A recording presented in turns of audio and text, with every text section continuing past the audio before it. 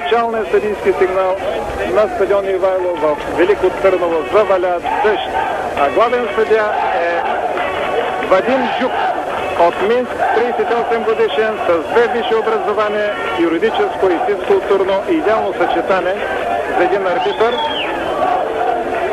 Вадим Жук сега оказва помощ на наш бранител. Неговите двама помощници днес са московчанина Владимир Овчинников и Ярослав Дружко от Лвов.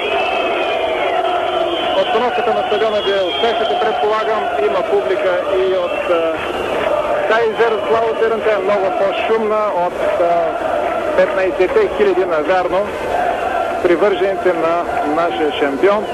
Очаквах стадиона в Велико Търново да бъде препълнен.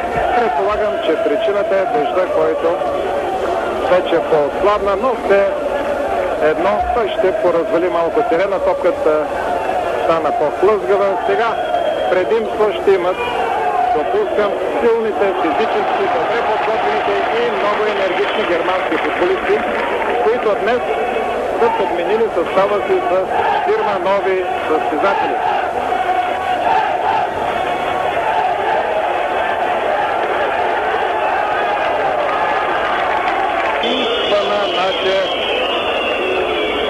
Трифон Иванов, виждате го на терена.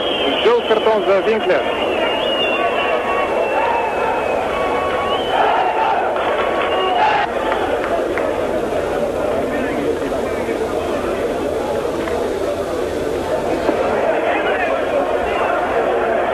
Рафон Петров, добре парира топката. Пламен Петров.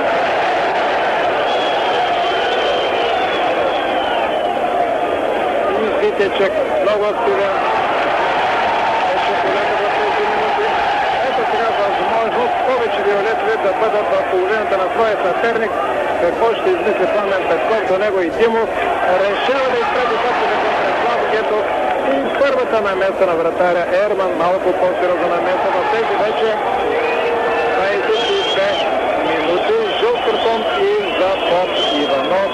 Показан отново много прецизно от съветския съдия Жук. Петков. Добър пас на Петков. Вратаря се намеси неуспешно и топката беше изстреляна от Истанов. Играчът с номер 11, първата голова. Много добра атака на нашия шампион и за шанс, голям шанс за вратаря Ерман. Топката, след като беше откута от него, колега, защитника с номер 4, Шефер, се върна в ръцете на Ерман. Ето това очаква публиката на стадион Ивайло във Велико Търново, но до сега тя общо взето скуча и даже бих казал, че по-често отвирква своите футболисти. Трябва да има малко повече търпение и повече кураж, за да го предаде на своите.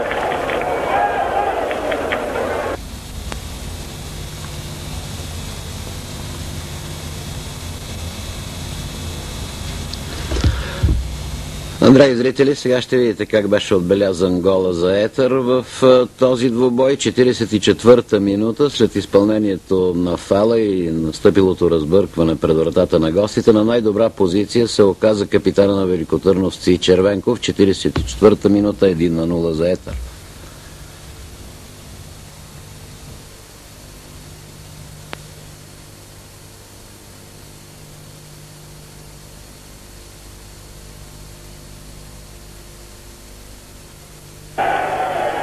Германски отбор играе в бял екип, а при мен сега е познатия Пламен Гетов, футболиста чародеец, който тръгна от Варна, мина през Плевен, беше и в София.